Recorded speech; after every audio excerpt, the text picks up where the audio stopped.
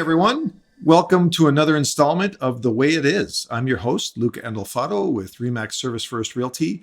And I am very delighted today to have as a guest, Brett Stickle. He's the owner, founder, and principal of James Brett Hair Salons. For those of you locally, you probably know his salons. He's got a downtown location and a West End location, and potentially some of our listeners, Brett, are your clients as well. So thank you for being here. Oh, thank you. Thank you. First time.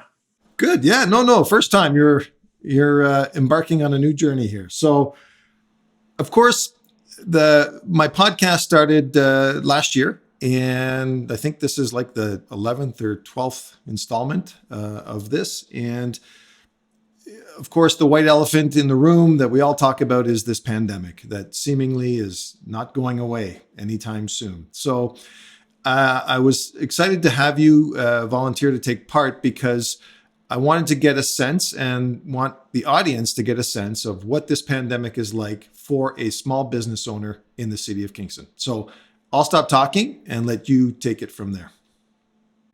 Well, I had a different take when the first time around, our first lockdown. I was working quite frequently, really hard. And when they said lockdown, I thought, oh, holiday. This is good. I'm finally going to get a forced vacation. That didn't work out that well. We were down for 3 months. That 3 months changed a lot of our industry because when we went back, we had to set up whole brand new protocols. And part of the protocols was barriers in between. So you'd be so far apart from each other, or you'd have to have less staffing. We noticed just that people were not as comfortable coming into a public place as much. And with us, with the PPEs, I've always tried to pride our industry, our salon in our industry as being a very environmental friendly industry. What we do, the products we carry, how we dispose of our waste, everything has been above and beyond that we could do the best that we could do. And then in the flip of a pandemic, when we opened up, it's like all of the good that we've done for 20 years, from all the fundraising, water aid, everything like that is gone like that. The amount of waste, the chemicals. One of our salons we just renovated, we spent like $20,000 on new chairs, sinks, and everything like that. The PPEs that we have to use to sterilize have destroyed the leather. And it was fine Italian leather, as you would appreciate. I do appreciate that. Thank you. But it is now destroyed. The chrome's gone, everything's gone. So, and we were like, I was very disappointed, but I was happy to get back. Once we got back into the salon, things felt normal, even though it wasn't normal. You know, we're wearing a mask, we're wearing gloves, we're disinfecting everything. Laundry, everything is over through the top, but it felt normal at least to be back at work. We had everybody wanted their hair done. We all know, like, it was like the phone calls, can you come and do your hair? And it was like, our staff was very respectful that they obeyed the rules, that they wouldn't go to people's houses. They didn't try to break the rules or try to curb it or anything like that. So when we came back, we were just locker jaw full, and that was perfect. What then happened was the unfortunate incident where the other Toronto, and I think we'll probably be talking about this a little bit more later, but Toronto decided that because we got opened up before they got opened up, they came into our community, and then they ruined it for the rest of us. And you know, there's no small business that we could blame at all, because I don't think it's the business. I think it's the people that actually brought it to us is the people to blame, that were disrespectful to us. And that is now that we're back open. But when that happened, we found that our business dropped again because people lost faith in the service industry again. And so we got building it back up. And then as the cases started to rise, we saw people stop coming into the salon. And for a salon, some of our services are very dependent on 6 weeks of gray hair coming in. Not that you have any, but mine's blonde enough you can't for a see. lot of our clients, they had it. And then when you force them to not color their hair for 3 months, there's a lot of clients decided to change their service. So we saw a dip in our actual revenue numbers. We saw a dramatic dip from people changing the way that they do their hair, to the frequency of them doing their hair, to the actually being comfortable to come into their hair. Right. What I did find, which was a benefit for us in one way, is that we developed a brand new clientele as well, because people were comfortable with our branding of being more of an upscale salon, that they felt comfortable coming into our salon because they knew the protocols were going to be followed and everything, that we were under the spotlight the whole time. So we lost, yes, but we also gained. As a team, I think we bonded far better than ever before. I think the team that I have right now is the best team that we've ever had put together. Good. I'm quite happy with that. So, and hopefully there's some small business owners listening. How have you found, because, early on, and especially during the first lockdown, there was a lot of criticism of the government, different levels of government in terms of the assistance programs that were being rolled out, the timing of them, the lack of them, the delay in them. So tell us your experience with the relief that you've been able to tap into and how that's played out for you. First lockdown, the relief, when it came to wage subsidy, we weren't hiring anybody, so we were all good. I found that the BDC and the banks, chartered banks, made money available to us immediately to help us get through that hump, because we didn't know how long it was going to be. The landlords, I was very fortunate with my landlords. I deal with the RioCan in the West End. They just deferred all my rent. They let me defer it, and that was fantastic. They weren't breathing down my neck at all. They weren't knocking at my door. They said, "We understand. We'll figure this all out." My landlords downtown was the Kingston Terminal Properties. They were very similar, very just trying to work with me. They knew that I was in a tough place. I am fortunate that I was in business for 15 years plus at both locations, so it made it a lot easier to deal with them because they knew that we were going to be there for the long haul. When the Ontario government came out with the rent subsidy the first time around, it didn't really work. It was hard to get the landlords engaged, not so much with my landlord downtown with the Kingston Terminal Properties. They were fantastic. They set me up on a whole different program that made it much fairer to me, and which were details between us and them. But they could not give enough praise for them. With the RioCan, they're kind of tied with their hands because they are a large corporation that has properties everywhere.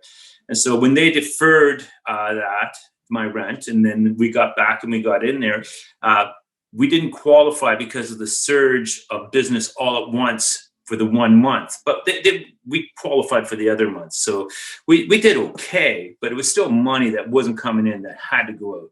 But yeah. I appreciated their position and their stance. So when this new rent subsidy came out, based on, I believe it was for October, November, December, so far in January now, it was up to us that we could apply. And then we got a level of how our revenue dropped to how we got for our subsidy. And it took the landlord's rate out of it. And that was a fantastic new program that did come out. And it has helped us dramatically. Okay. Now, so it's still, right now, when we're closed, we're not generating any money. And so if your salon, if your business, not just any business that's been closed, forced closed, the rent subsidy gets topped up to 90%. If the government has forced you to close, you get 90% of your rent covered in subsidy. And that, it's amazing. Could you imagine being in a country that does not treat their people that well? No. And that's good. And I think they learned their lesson from the first rollout, because they really, I was going to use a certain word, but they really botched that up the first time around for sure. And I heard stories from other businesses and landlords alike. That was common knowledge. So it's good to see that they learned that. Drilling down to locally, though, was there anything the municipality, the city of Kingston, offered small business, and is there anything that you benefited from the city of Kingston, or any initiatives that they've done? The city of Kingston initiatives, I didn't really, I can't think of anything really that had happened for me from the city of Kingston other than support. One thing that I do think that the city of Kingston, the Downtown Business Association, I was in contact with them quite frequently, asking them questions. They were asking me questions. just as like, okay, what would you like to see from a salon kind of aspect? They were great with that. They have been very active. I would say this past campaign with the Christmas time campaign, they did the downtown dollars to try to get people driven into the downtown. And that was, you got 20% extra money when you bought your downtown dollar. And if you're a vendor, you got it. And it was a no hassle program. And I don't think that we got promoted enough, but that would be the only drawback. But they did a great job. But municipality, not really, because I couldn't do much with them that way. Yeah, fair enough. So this lockdown deadline, which now I'm hearing grumblings may be a moving target, because I think initially it was the end of January, which obviously has come and gone, and now this stay-at-home order, which I have my own opinions about, especially when I'm out going back and forth to the office. I mean, I'm fortunate. Real estate's been deemed an essential service, so I've been able to, continue to work, however that looks like. But we're still thinking the 16th of February. But have you heard if that's going to get delayed? What are you hearing through your channels? Well, it's amazing that the amount of phone calls and emails I get from clients still expecting that they're going to have a hair appointment tomorrow. Actually, I just got an email from a client saying, I'm in front of your salon. Where are you? I'm like, we had a lot of clients. I think we put it out there, and so that was it was unfortunate, and I think that's part of. If you were to ask me on a cycle, I'll just sidetrack to this a bit. One of the biggest things that I was thinking about was that psychologically, there are a lot of people, like I'm not at work. I'm like, I kind of joke around, I'm unemployed, but there are a lot of people that are still doing their daily routine, not like yourself.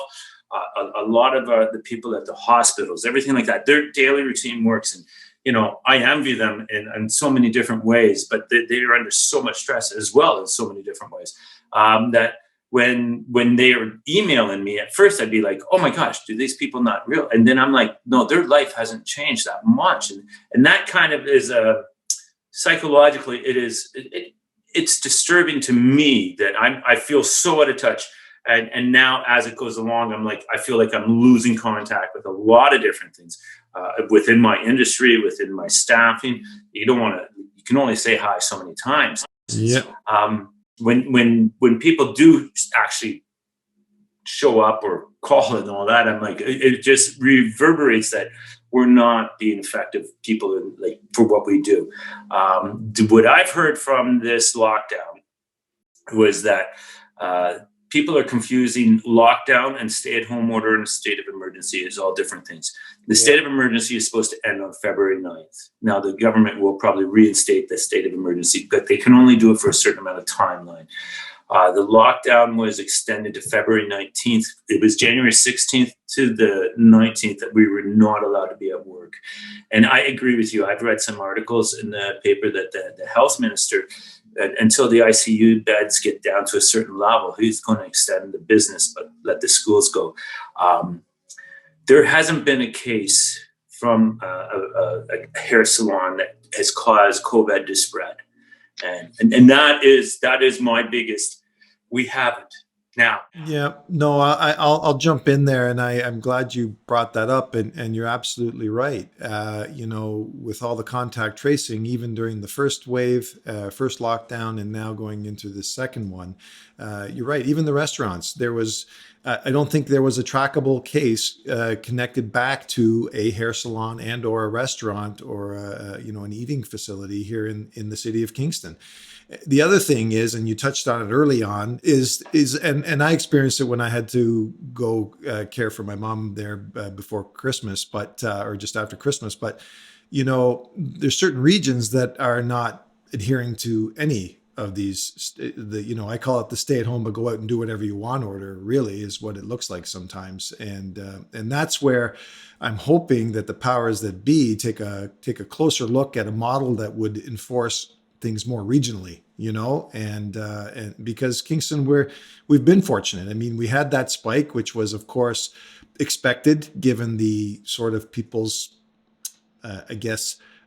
ease of or complacency in terms of their confidence in the in our case numbers and being in Kingston, but that got offset by the fact that we got infiltrated by a lot of people from outside the city. I know from real estate, we see it every day with agents coming in from the GTA and other centers to show properties here in Kingston on a daily basis. And you can't prohibit someone or inhibit them from doing their craft, especially if they're deemed an essential service. But I share your frustration. I really do. So as a small business owner, having lived through what you're living through now, or lived through it and now continue to live through it, what would you offer as any potential comments or insights or anything to any small business owner, whether they be hair salon or otherwise? Do you have any insights or anything you'd like to comment? Just stay connected with your clientele or your guests or your patrons. That is the biggest thing. One thing I do find is, like, I draw inspiration by just watching how other businesses struggle. Like, some of my good friends have like pubs, restaurants, that they're in there, they're making it work. They're trying their hardest, and they're not giving up. And I think that's the biggest thing, not to give up. Is like, we've seen some empty storefronts, yes, but that could have been from different things. But just not give up. Just stay connected. Be kind to everybody. That is the number one thing. I've never been so inspired by how kind people have been to me as a business owner. Like, they call and they're like, "Are you doing okay? Can we help? Can we?" And they buy gift certificates. Definitely the purchase of right now, gift certificates or any kind of thing that you can do. I saw that Grizzly Grill just did one yesterday. They did buy a dinner for somebody and you get a discount. So they're actually trying to promote the pay it forward, and you're going to get rewarded, and then it's going to help them. And that was a great thing to see. And so that's kind of the insights that I have. For people that are shut down right now, like myself or anything, make the most of the time. Like, you don't get this time. And when we go back, we're going back. I was going to say, you're probably going to rue the day that you had all this time off, and now you won't be able to get it back. That's for sure. So I am going to be working, hopefully, like 7 days, 24/7. But, just trying to keep the most positive feel about it as well. That's what I think. Well, and that's great. And I'll give you a shameless plug, because you do have some retail that you do as minor as part of your business as it is. So anyone looking for these products or hair products and stuff, you do curbside pickup and contactless pickup. So I'll throw that out there and give you that plug. So I have no problem there. Well, Brett, listen, I want to say thank you very much for taking the time. I think that was great. And hopefully, if there's anyone listening who's a small business owner, or anyone in Kingston that just wants to get a tap into what's happening locally here from a business perspective, I really appreciate your time, and thanks so much. And thank you, Luca. Take care of yourself. Okay, you as well. Talk to you later.